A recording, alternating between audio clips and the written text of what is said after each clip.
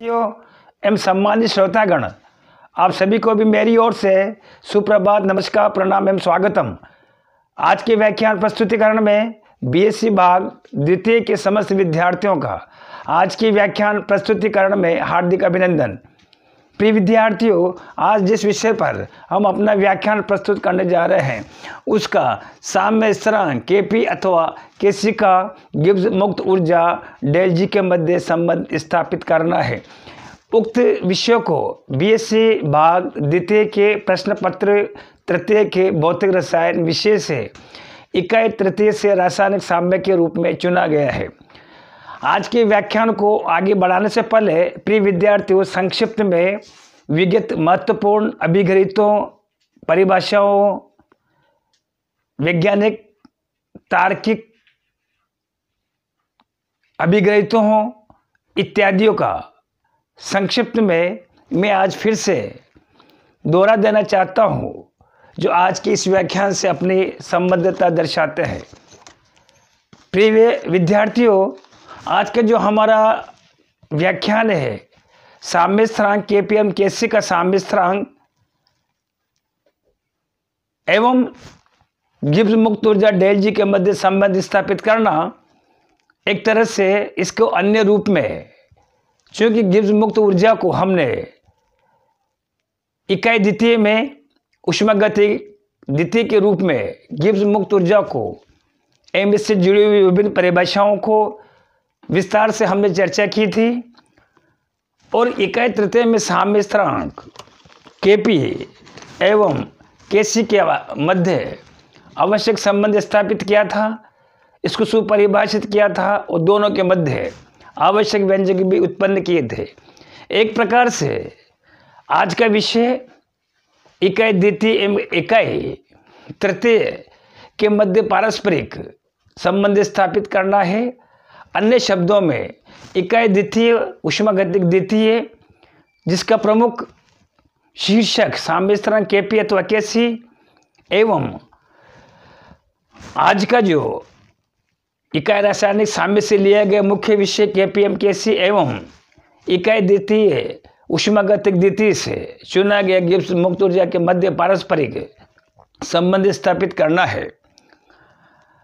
पुनः संक्षिप्त में आज का जो विषय है जिसको इकाई तृतीय रासायनिक साम्य के रूप में चुना गया है, सबसे पहले मैं वहाँ से प्रारंभ करूँगा जिसमें रासायनिक साम्य क्या होता है, साम्य स्थिरांक क्या होता है और साम्य स्थिरांक कितने प्रकार के होते हैं और साम्य स्थिरांक को परिभाषित करने वाले कारक क्या क्या होते हैं, साथ ही वो कौन सा महत्वपूर्ण नियम है जो उत्क्रमणीय रासायनिक अभिक्रिया में अपनी महत्वपूर्ण भूमिका अदा करता है।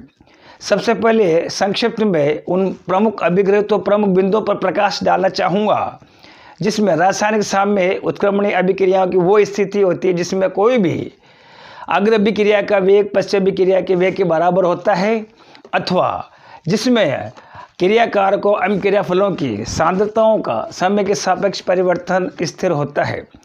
प्रिय विद्यार्थियों, एक अन्य महत्वपूर्ण नियम के आधार पर हमने क्रियाकारकों एवं क्रियाफलों को उनके सांद्रता और समय के मध्य संबंध स्थापित किया था।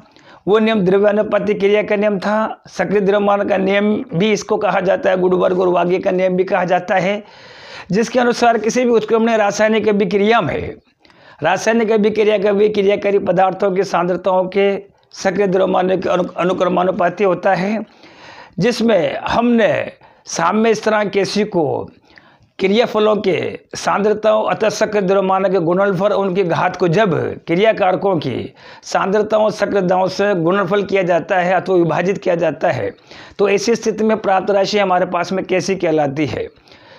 प्रिय विद्यार्थियों, जब किसी भी उत्क्रमणीय रासायनिक अभिक्रिया में जब क्रियाकारक और क्रियाफल जब आप देखेंगे ठोस अथवा द्रव अवस्था में उपस्थित होते हैं अथवा उनकी सांद्रता तो मोल प्रति लीटर हो, ऐसी स्थिति में उनके सक्रिय द्रव्यमानों को एक वृत्त कोष्ठक के रूप में सुपरिभाषित करते हैं और केसी साम्य स्थिरांक के रूप में सुपरिभाषित करते हैं।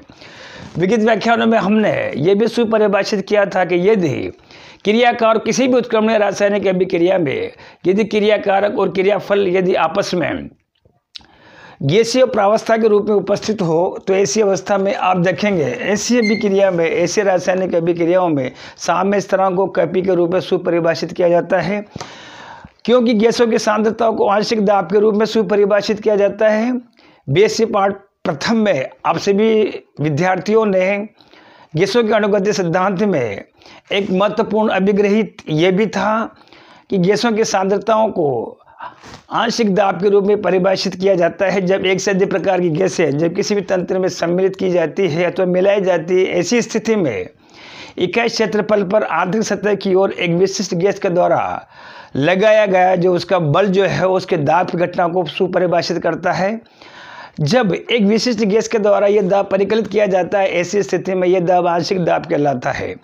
तो ऐसी स्थिति में जब किसी भी रासायनिक या अथवा उत्क्रमणीय अभिक्रिया में क्रियाकार को अथवा क्रियाफलों को जब गैसीय प्रावस्था के रूप में यदि हम प्रयोग में लेते हैं तो ऐसी स्थिति में साम्य स्थिरांक Kp के मध्य Kp के रूप में उसको सुपरिभाषित करते हैं।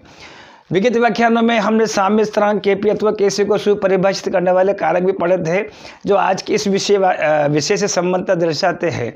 इसमें साम्य स्थिरांक को सुपरिभाषित करने में हमने पहला वाला जो कारक था सांद्रता का पढ़ा था। आप देखेंगे सांद्रता का मान बढ़ाने पर साम्य अथवा साम्य स्थिति जो है अग्र दिशा में विस्थापित होती है।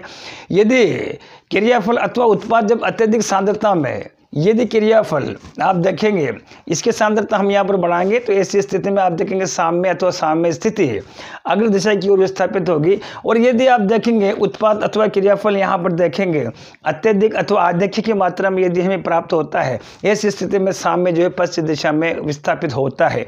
ये पहला वाला कारक था जो साम्य स्थिरांक Kp अथवा Kc को जो है सांद्रता के रूप में सुपरिभाषित करता है।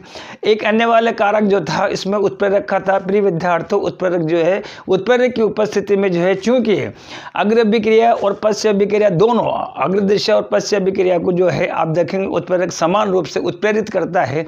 ऐसी स्थिति में साम्य जो है अपरिवर्तित होता है। प्रिय विद्यार्थियों आप सभी से मेरा विनम्र अनुरोध है उत्प्रेरक के प्रभाव को विशेष रूप से आप देखें, चर्चा करें, इस प्रभाव का अध्ययन करें कि उत्प्रेरक किसी भी रासायनिक अभिक्रिया में उत्प्रेरक मिलाने पर साम्य स्थिरांक की क्या स्थिति होती है। विद्यार्थी भ्रम की स्थिति उनके दिमागों में भ्रम की स्थिति संशय की स्थिति उत्पन्न होती है।